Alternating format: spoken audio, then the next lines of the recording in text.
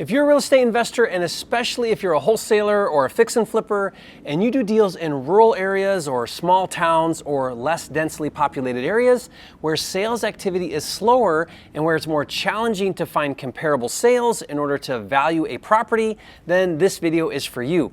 Not only am I going to show you how to value a house in rural areas, I'm going to show you what to do in any situation where you can't find comps. Best of all, I'm going to use a real live deal so you get to watch me and look over my shoulder, which in my opinion is the best way to learn. All of that and more coming up.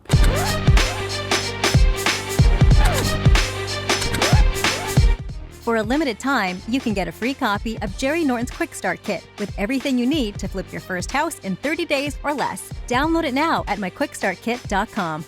If you're new here to this channel, I'm Jerry Norton with flippingmastery.com, and this channel is all about ways to help you make money wholesaling and flipping real estate so you can live your dream life. Be sure to subscribe and turn on the bell notifications so you don't miss new videos. This is a video I've been wanting to do for some time because it's been a reoccurring question that's come up frequently, and I just recently did a deal review for one of my partner students on a deal in rural Washington state, so this is perfect timing for this video. With this particular deal, it's a house that my partner student currently has under contract in a small town, and there aren't any relevant comps nearby. In a minute, I'll show you exactly what I did to still determine the value so that you can do the same in any situation where you can't find comps. But first, as always, let me lay the groundwork to evaluating properties so that you have the proper framework. If you're new to wholesaling and fix and flip, this is commonly known as analyzing a deal to determine the offer or buy price, and this is an area that I've spent a lot of time making videos about. I've done several deals on this topic because being able to determine the value of a property is a skill you must learn how to do and learn how to do well. When wholesaling and fixing and flipping, in order to determine the buy price on a deal, we follow a buy formula that factors in all of the numbers, including our desired profit on the deal. Now, if you're unfamiliar with that formula or you want a refresher, I did a detailed breakdown on a different video. I'll put a link to that video in the description box below, and you can watch it later. On today's video, here's what's important.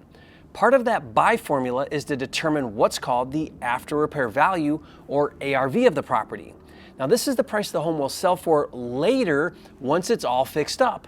This is critical to know because you can't fix and flip it, and you can't wholesale it to a fix and flipper if you don't first understand how to determine what it will eventually sell for once it's fixed up. It's the very first thing we do when analyzing a deal to determine the buy price, and the way that we determine the ARV is by looking at recent relevant comparables or comps nearby the subject property. Now, let me touch on this briefly, and then we'll dive into our case study, so keep watching. Commonly referred to as comping a property, in order to calculate the ARV of a property, there are 4 standard rules that we follow. Rule number 1 is to focus on sold comps. Now, sold comps give us hard data about the market. It's what buyers actually paid. Now, ideally, we just look at other renovated or updated homes, since our objective is to determine the after repair value. Rule number 2 is to focus on sold comps that are similar to the subject property. Similar in square footage, year built, style, beds and baths, lot size, etc. Now, this is not always exact because no 2 homes are identical, but the idea is to compare apples to apples, and the more similar the comps are, the more relevant it is, and the less similar, the less relevant. For example, you can't compare a 1,000 square foot ranch to a 3,000 square foot 2-story.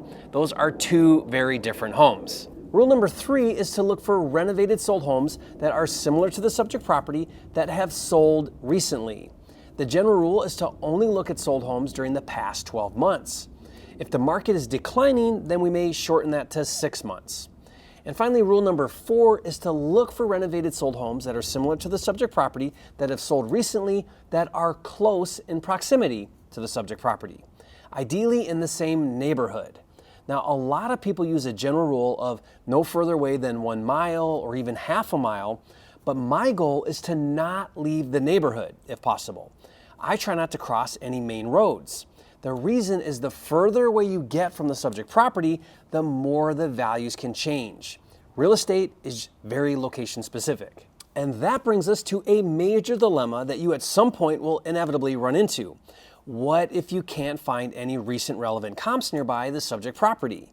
Now this can happen anywhere, but is most common in rural areas and small towns and less densely populated areas. And before we dive into today's case study, there is one pro tip that I want to share with you that hopefully helps you when comping properties, and that is to always put yourself in the shoes of a potential retail buyer. In other words, pretend you're a buyer looking to buy a home in the area where your subject property is that you are comping. Now ask yourself, would I buy that property for that price? This really helps you have the right mindset.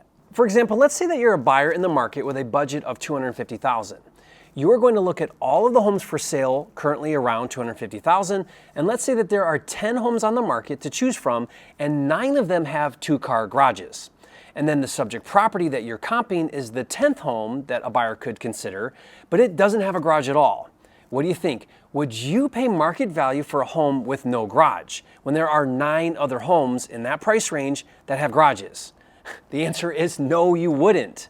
Now, it doesn't mean that your subject property is a bad deal or even not to do the deal because it doesn't have a garage, but it does mean you have to value it significantly lower than the other homes with garages with the hopes of attracting a buyer who will pay less because of not having a garage. One of the biggest mistakes I see investors make is using comps that are not relevant to the subject property. Comping a 1-acre home to a 1/4-acre subject property, or a home built in 2015 to a subject property home built in 1955, or a home on a golf course compared to a subject property home on a busy road. Now, you'll actually see this when I get into the case study. The point is this: when comping, always ask yourself, based on the relevant sold comps in the market, what would a buyer who had choices pay for my subject property? This will allow you to be objective and comp properties with the right perspective. So what do you do when you can't find comps? The best way to explain what to do is just to show you. Now, this is a property in a small town called Walla Walla, which is at the southeastern corner of the state of Washington near Oregon. Now, here's the stats on this house. It's a 2-story bungalow-styled home that is 5-bedroom, 1 bath, and 3,844 square feet, so it's a big home. It's on a basement. It has a 2-car detached garage built in 1918 on 1 acre. Now, all of that info is really important, so we'll keep referring to that, but let's now go to Zillow.com to comp this property. And by the way, you don't need a real estate agent to do this. You can do it yourself on Redfin or Zillow. Okay, so here we are on Zillow, and I put in the town of Walla Walla to start. Now, the first thing we're going to do is we're going to add some filters based on the subject property so that we're only looking at relevant comps. So right here above our map on Zillow is a row of buttons that have some filters. Now, the first is the status. So let's uncheck everything except sold comps so that we're only looking at solds.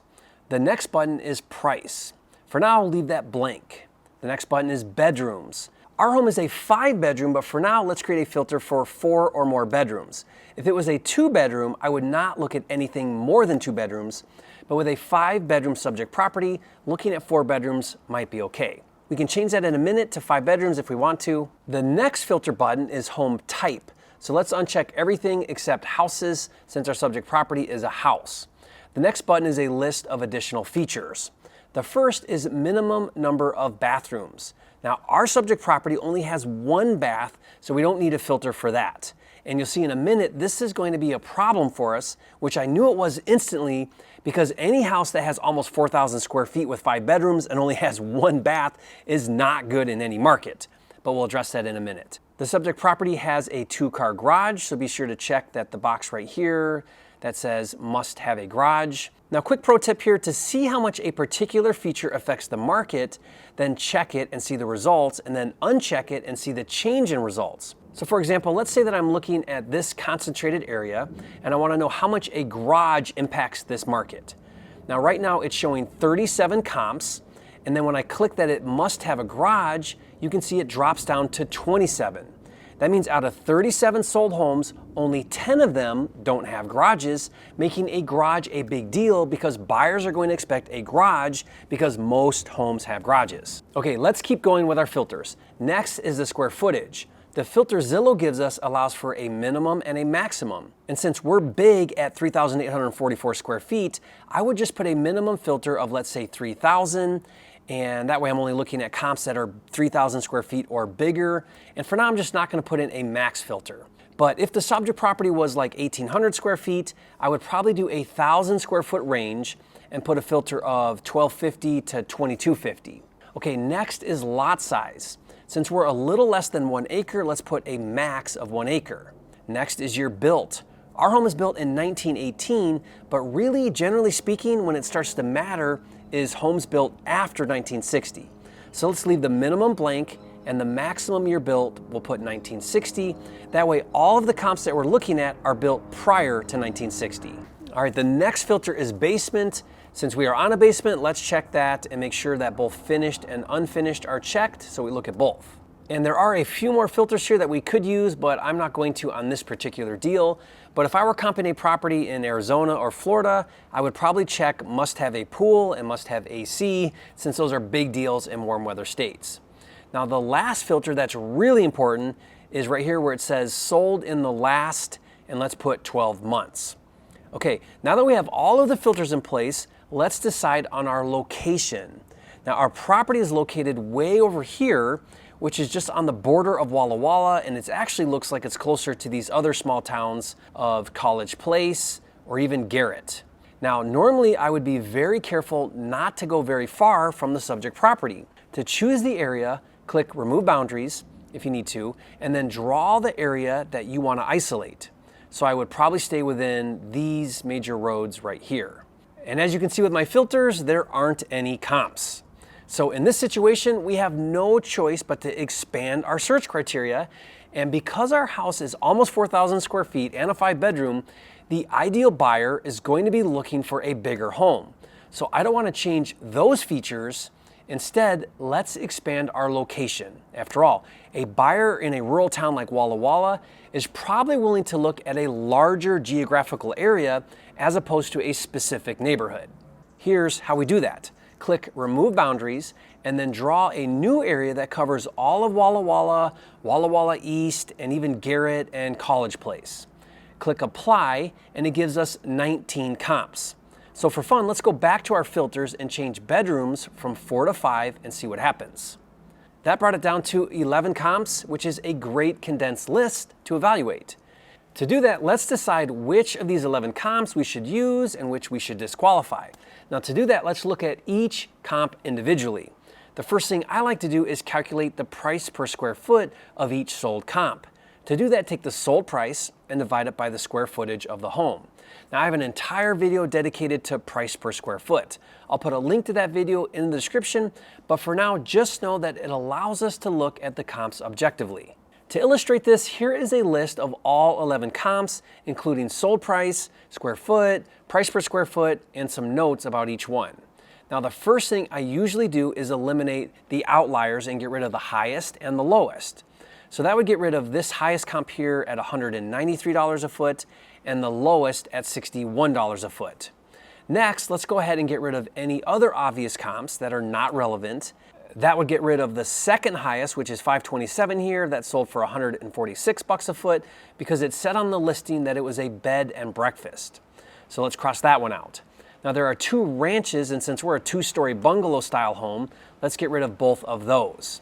And that leaves us with 6 remaining comps, but there are a few glaring issues that I see. One is that all of the comps have 2 to 3 baths, and our comp only has 1. Now remember what I said earlier about putting yourself in the shoes of a buyer. Would you buy a 5-bedroom home with only 1 bath when there are other homes you could choose from that have 2 or 3 baths? No, you wouldn't.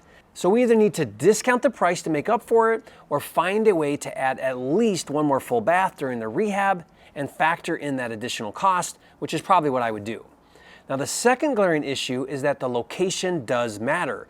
2 of the comps talked about the historic district and, close to downtown. Now you can see here where they're at on the map. Our property is way out here, not close at all to downtown. That means we're going to have to assume that the buyer will pay less to be out in the country, if you will. Now, I have never been to Walla Walla. I've never done a deal there, so how do I know that? Because I read in the comments about the historic district and the close to downtown, which the comments is where the agents highlight all of the best features of the property. So here's what I would do. I would take the average of the remaining 6 sold comps and then discount it 10%. If I take the average sold price per square foot of those 6 comps, it comes to $123 a foot. And since we don't have comps near us, and to be realistic that a buyer is going to pay less out in the sticks, let's discount that 10% to come to an ARV price per square foot of $111 a foot. That means if we take the subject property square footage of 3,844 and multiply that by $111 a foot, the ARV price is $400,026,684. And since this is a full-blown rehab that needs a roof, forced air furnace with, new ducting and everything else, including adding a second bath, the rehab budget is $120,000. That means following the fix and flip buy formula, I would need to buy this property for $179,000. Now, backing into the numbers, if I bought this property for $179,000, spent $120,000 on the rehab, and then sold it for $427,000, I'd make a net profit of $64,000. And if I wanted to wholesale it to a local fix and flipper for $179,000, and I wanted to make a $20,000 wholesale profit, I would need to subtract $20,000 on the formula and pay $159,000 so that I could turn around and wholesale it for $179,000. Now, I hope that makes sense, and I'm glad you made it this far in the video, because there is one more thing that I want to share with you. As you saw in this video with this case study, doing a detailed deal analysis requires filtering and changing the map view and looking at the comments and calculating the price per square foot. Now, to do that on a regular and consistent level requires a really good deal management system, and that is what I want to show you, a tool that I built that helps you organize, streamline, and automate this process that I just showed you on this video. It's called FLIPSTER, and if you've never heard of FLIPSTER, it's an all-inclusive deal management system that has built-in tools for every step to wholesaling and flipping houses. And one of the tools that comes standard with FLIPSTER is the Deal Analyzer tool that helps you run the formula and organize your comps, and also the Rehab Estimator that has preset unit costs for every item of the rehab. And FLIPSTER allows you to save all of your work. That way you know exactly what you've done every single day and you keep everything really organized. And this is just one of dozens of tools inside FLIPSTER. So if you're looking to do your first deal, or you want to level up and do more or bigger deals, FLIPSTER can help you get there. To check it out and see it in action, just go to getflipster.com. Hey, I hope you learned something new in this video. If you did, show some love, hit that like button right now and leave a comment and let me know your biggest takeaway. I'd love to hear from you.